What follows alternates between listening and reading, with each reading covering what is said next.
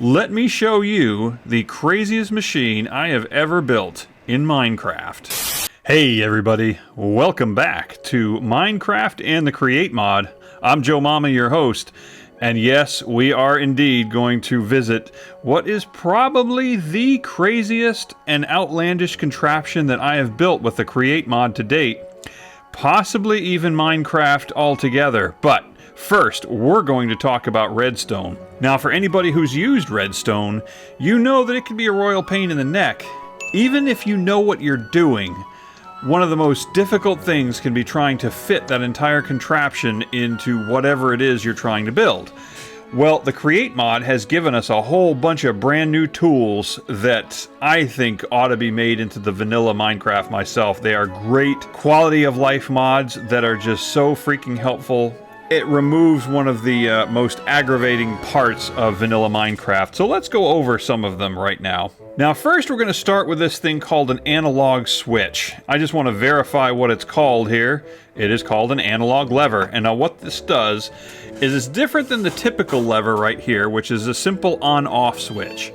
This actually gives you the means to adjust the strength of the output signal. As we see, if we just kind of hit it a little bit, notice there's a strength of total strength of 15, but the strength right now is 2. And as we click on it, it starts to go up by a tick at a time. And we can hold it down and just bring it all the way up to 15. And then if we use the shift key, we can slowly sneak it down. So this is a really good tool for those folks who like to mess around with redstone strength and are familiar with how that works. So here's a tool that will adjust the strength for you. The next is the pulse repeater. Now you know that when you flip a normal Minecraft redstone switch, it puts out a constant signal. But what this pulse repeater does is it takes that constant signal and turns it into a single pulse. If we turn it off, okay. If we turn it on, instead of sending out a constant signal, it sends out a pulse. You notice that?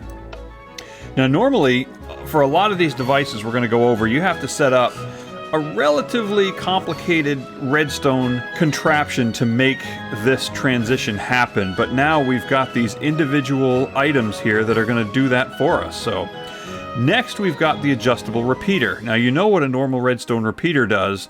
It usually provides a little bit of a delay in the redstone signal. This gives you a very fine adjustment right down to a single tick. So notice how close can we get to see that? Can we actually do that?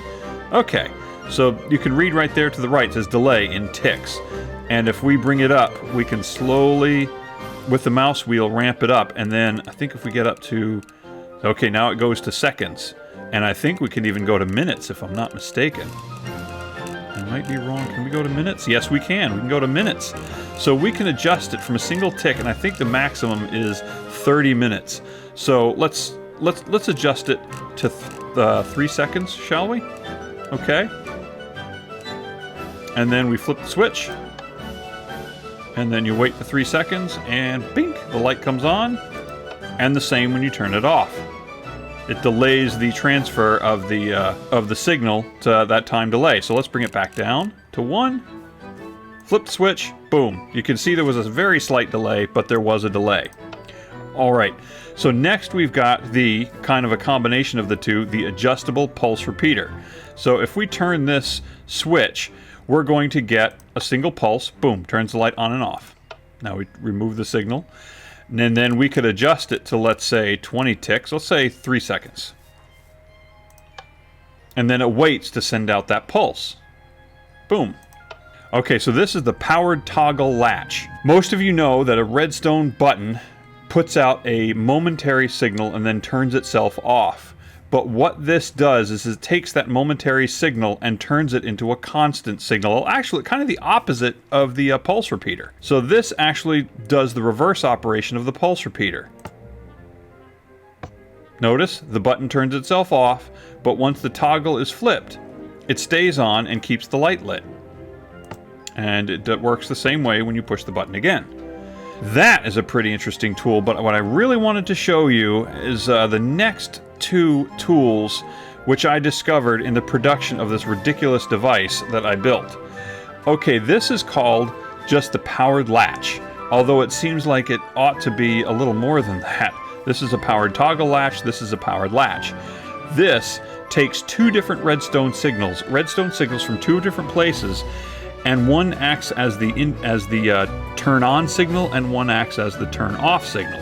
So if I push this button, it flips the switch, turns it on, and the button pops off and the switch stays on. But any subsequent pushes of the same button are ignored, and so that's not going to do anything. So it has this second input for a second button, and if I push that button, it turns it off, and it takes the input to the side, turns it off. Now any inputs from that button doesn't change anything. So the only way that this will continue to work is if it receives alternating signals. So this turns it on, this turns it off. And the application that this really works well in is like a contact switch. So we talked about setting up a farming machine. It receives a signal to rotate the gantry shaft in one direction, to move it in one direction, and then it reaches the other end, the contact switch sends a pulse, and it shuts the redstone signal off to the gantry shaft and brings it back. And I will show you this later. And I gotta say, this next one is, I think, so far, one of my most favorite contraptions in all of Minecraft. This thing is just awesome.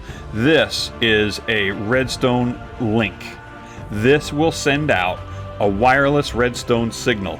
So if we flip this switch and watch, those lights come on, flip it, it turns it off. And before you say to yourself, oh, well, there's probably something connecting it, look, there's nothing. There's nothing. There's that device on top, but otherwise there is nothing connecting that. Flip the switch, flip the switch. Very freaking cool. So how does this work? Well, let me show you. What you would do is you would set up your switch. Okay. Oops, you know what? We're not going to use the analog switch. We're going to use the standard redstone switch. Okay, there we go. So, and then we place our redstone link that's going to transfer that signal, and then we're going to set up the light, or whatever it is that we're going to power, up to 128 blocks away. We put a link on that as well, and then using the wrench, we put it in receive mode. That little dish thing comes up and lets you know that this is ready to receive a signal. But, so as not to be confused with other redstone links around here, we have to give it a, quote, frequency. Now in this case, I happen to have a cobblestone wall or something in, I don't have it now, but I had a cobblestone wall in my inventory, and so I popped that into the frequency slot. And you can do that with any item to differentiate it from other redstone link circuits. So I'm going to use a piece of stone. So then we're going to take the stone, we're going to put it in both of these, just like that. So now, one's set up to receive, and this one right here by default is set up to transmit. So, what we should be able to do is flip this switch and have that light come on. And boom, there it is. So this is freaking huge. I mean, do you have any idea how big a deal this is? How many redstone contraptions have you built where the only way to make it work was to set up some complicated redstone ladders or redstone circuits hidden in a wall, which take up space, and God have mercy on you if water gets on it. So now this basically removes all of that. So you can set up redstone links to do just about anything you want to do. I mean, that is just too freaking cool. Look at that. I mean, is that not the best thing ever? You know, they say necessity is the mother of invention, and I would not have discovered these if I had not been trying to build something, trying to figure out how to do it. And it all started with some off-camera building that I was doing with villager breeding, villager trading, and farming. So let's delve into the survival world for just a little bit. So here we are in the survival world, and it all started with me going to some location and trying to set up some villager trading and villager breeding. So I set up this little breeding area right here, and standard breeder that I usually use, self-sufficient breeder, works really well. But I decided to add, any kind of Minecraft create flair I could to it. So rather than using the typical water flow villager pusher thingy, I decided to see if I could use a conveyor belt, and it seemed to work pretty good. So the conveyor belt brings all these little dudes down here to this collection area. So here I'm going to assign them their roles, assign them their jobs, farmers, whatever, librarians, all of that. Now, in order to facilitate getting emeralds from trades from these villagers, we had to set up some way of harvesting vegetables. So the Create mod came in stupid useful for that. Let me show you the craziest machine I have ever built in Minecraft. I mean, take a look at this thing. We've got a machine similar to the one we used to harvest sugarcane, but it is much bigger and a lot more varied. So let me see what this thing drops off for crops right here. We've got this filtration machine here. Oh, look at that. Potatoes, carrots, melon, all of it. Beetroots, you saw the seeds. It takes all the carrots, the melons, the potatoes, everything, and sorts them into chests below.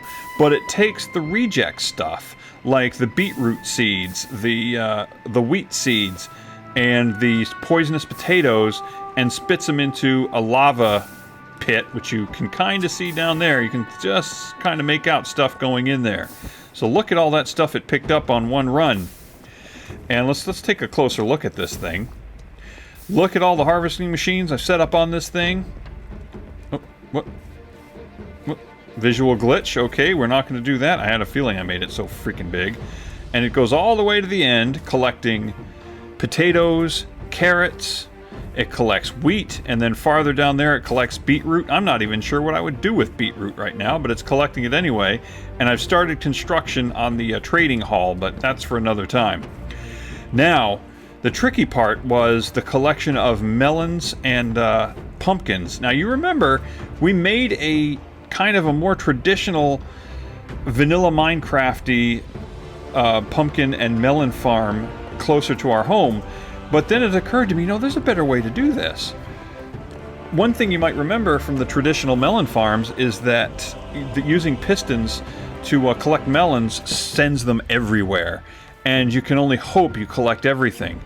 But by using these drilling machines attached to this farming machine, by using the drilling machines, every bit, every drop is collected into the inventory of the machine. There's nothing left behind, and it all gets collected down at the end. So it increases efficiency by quite a bit.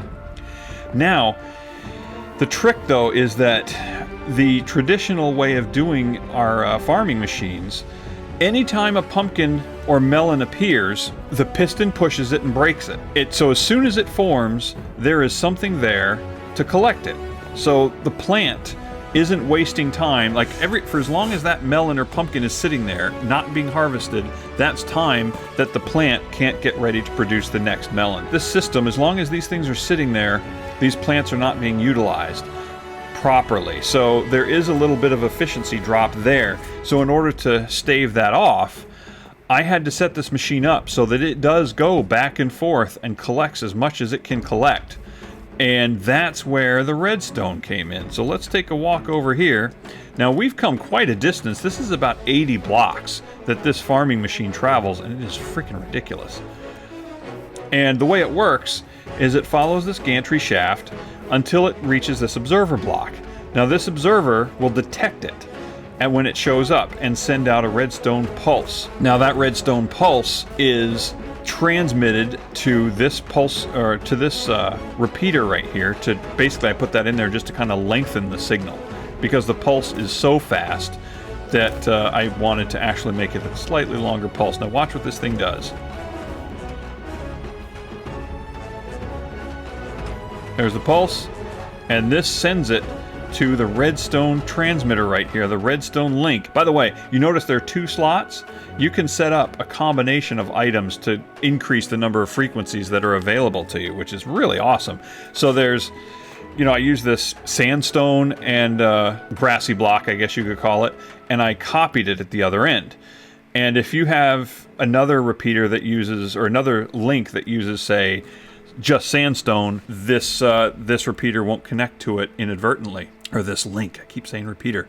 So what happens is the redstone signal from this observer goes to this link and sends it way down to the other end. Now this saves me from having to run a line of redstone and a whole bunch of repeaters. It's such a pain in the neck. This thing saves us that because it can travel 128 blocks. When this thing reaches the other end and sets off that observer, this signal comes all the way down here to this redstone receiver, this link receiver, and that sends a signal to this powered latch. This powered latch sends its output signal to the gear shift. And this is the thing that changes direction for the gantry shaft. Every time this receives an on signal, the gear shift spins in one direction. If it receives an off signal, it spins in the other direction. So right now the signal it's receiving is off. So it pulls the farming machine back. And once this farming machine gets here, this observer block will send its own signal out, and it's got a repeater in there just to lengthen the signal, to the other side of the powered latch. This will turn this latch on, and which will send a signal to the gear shift and reverse it and send the farming machine back the other way.